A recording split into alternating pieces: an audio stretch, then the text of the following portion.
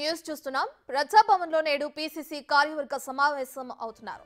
మధ్యాహ్నం 2 గంటలకు ఈ సమావేశం జరుగుతుంది. సీఎం రేవంత్ రెడ్డి అధ్యక్షతన ఈ సమావేశం నిర్వహిస్తున్నారు. పీసీసీ చీఫ్ హోదాలో సీఎం రేవంత్ రెడ్డి ఆధ్వర్యంలో మీటింగ్ జరుగుతుంది. ఈ సమావేశానికి మంత్రులు, ఎమ్మెల్యేలు, ఎంపీలు, కాంగ్రెస్ ముఖ్య నాయకులు హాజరవుతారు.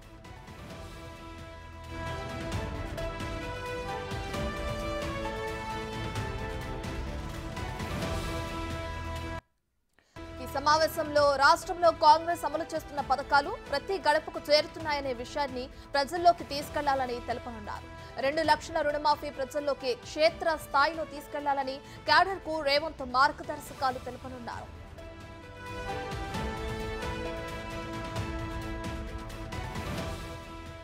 కాంగ్రెస్ మాటిస్తే అమలు చేసి తీరుతుందనే విషయాన్ని వాడవాడలో ప్రచారం చేయాలని నాయకులకు రేవంత్ చెప్పనున్నారు. రుణమాఫీని ఒక పండుగగా చేయాలని, నాయకులందరూ రైతులతో మమేకమవ్వాలనే విషయాన్ని నాయకులకు తెలిపేందుకు సీఎం సిద్ధమయ్యారు.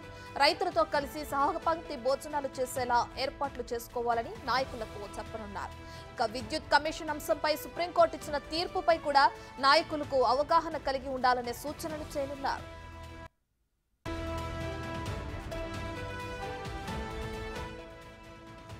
నిరుద్యోగుల అంశం, డిఎస్సి, గ్రూప్ 2, 3లపై ప్రతిపక్ష పార్టీలకు దీటైన సమాధానం చెప్పే విధంగా క్యాడర్ సన్నద్ధం కావాలని చెప్పనున్నారు. తాజా రాజకీయ పరిస్థితులపై కూడా కార్యవర్గ సమావేశం చర్చిస్తారు. కాంగ్రెస్ పార్టీ ప్రభుత్వం విధానాలు, వాటి అమలుపై ప్రజల్లోకి బలంగా తీసుకువెళ్లటం, ప్రభుత్వం అభివృద్ధి, సంక్షేమం ప్రజల వద్దకు తీసుకువెళ్లే వారికే పార్టీ గుర్తింపు ఉంటుందని, వారికే నామినేట్ పదవులుంటాయనే అంశాలు చర్చించనున్నారు.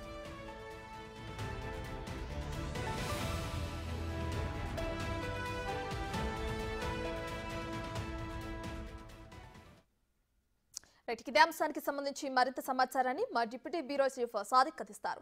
రైట్ సాదిక్, ప్రజాభవన్లో అటు సీఎం రేవంత్ రెడ్డి అధ్యక్షతన అటు పీసీసీ హోదాలో రేవంత్ రెడ్డి హాజరయ్యే అవకాశం కనిపిస్తుంది. అయితే ఆయన అధ్యక్షతన అటు ఎమ్మెల్యేలు, కాంగ్రెస్ ముఖ్య నాయకులు, ఎంపీలు కూడా హాజరవుతున్నారు. ఈ సమీక్షా సమావేశానికి ఎటువంటి అంశాలు చర్చించే అవకాశం కనిపిస్తుంది?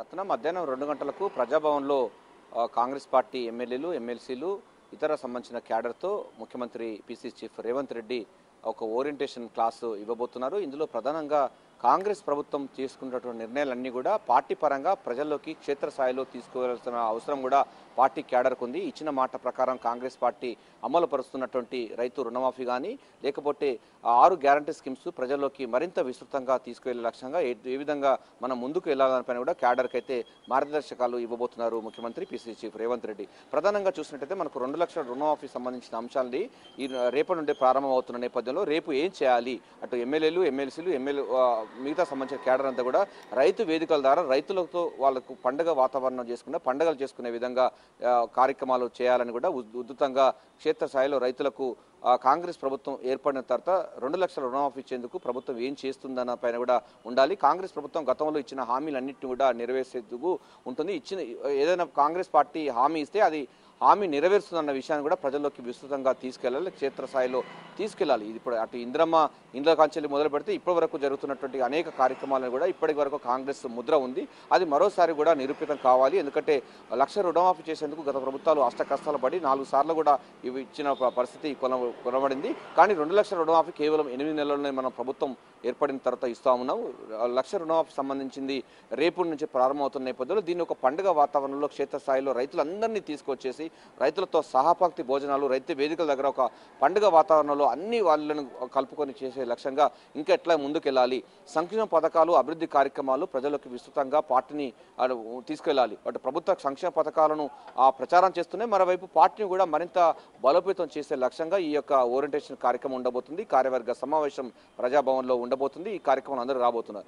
దీంతో పాటుగా మనకు డిఎస్సి సంబంధించిన విషయాలు కానీ, గ్రూప్ 2 సంబంధించిన విషయాల్లో ప్రతిపక్ష పార్టీలు చేస్తున్నటువంటి విమర్శలను మనం పార్టీ నుంచి ఎందుకు సరిగా స్పందించడం లేదు, మంత్రులు కానీ ఇతర సంబంధించిన క్యాడర్ కూడా ఎందుకు చేయడం లేదు. ఉదాహరణకు చూసినట్లయితే డిఎస్సి గత ప్రభుత్వం 5,000 పోస్టులు మాత్రమే మంజూరు చేసింది. కానీ రేవంత్ రెడ్డి సర్కార్ వచ్చిన తర్వాత దానికి అదనంగా మరో 6,000 పోస్టులు కలిపి మొత్తం 11,000 పోస్టులు కూడా చేసింది. టెట్ కూడా క్వాలిఫై టెట్ సంబంధించిన విద్యార్థులకు కూడా అవకాశం ఇచ్చి వారికి కూడా డిఎస్సి రాయడానికి అవకాశం ఇచ్చింది. సో 11,000 పోస్టులతో రేపు నుంచి ప్రారంభమవుతుంది.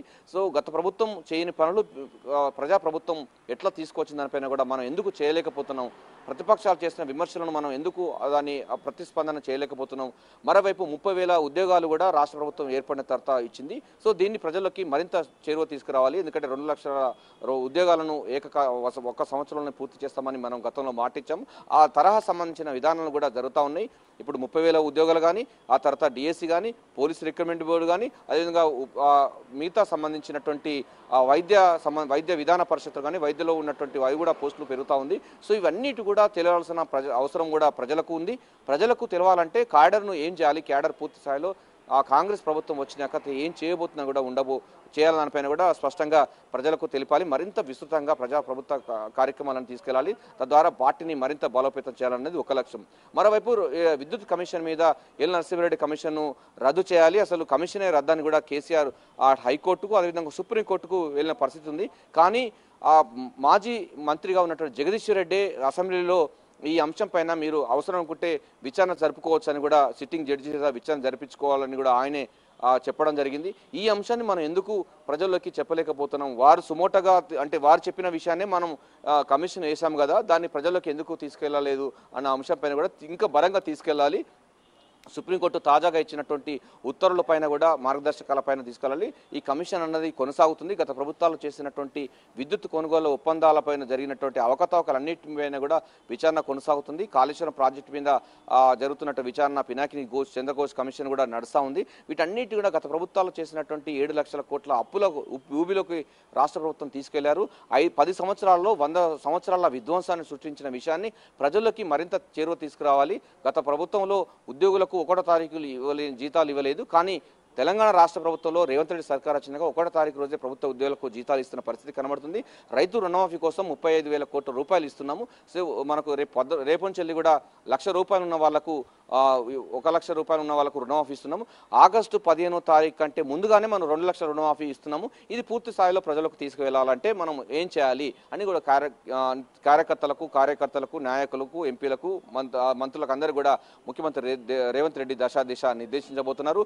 ప్రభుత్వం సంక్షేమం అభివృద్ధి ఈ 2 అంశాలను టాప్ ప్రయారిటీ తీసుకున్న నేపథ్యంలో కాంగ్రెస్ ప్రభుత్వము తీసుకున్నటువంటి ఫ్లాగ్షిప్ ప్రోగ్రామ్స్ అయినటువంటి 6 గ్యారంటీ స్కీమ్స్ ప్రజలకు విస్తృతంగా తీసుకువెళ్లే లక్ష్యంగా ఈ కార్యవర్గ సమావేశంలో క్యాడర్ అంతా అలర్ట్ చేయబోతున్నారు. నిన్న ముఖ్యమంత్రి రేవంత్ రెడ్డి పూర్తి స్థాయిలో కూడా అధికారులకు కలెక్టర్లకు అందరూ కూడా దిశ నిర్దేశించి ఇంకా పాలన మరింత స్పీడ్ని ఎట్లా పెంచాలో నిర్దేశించడం జరిగింది.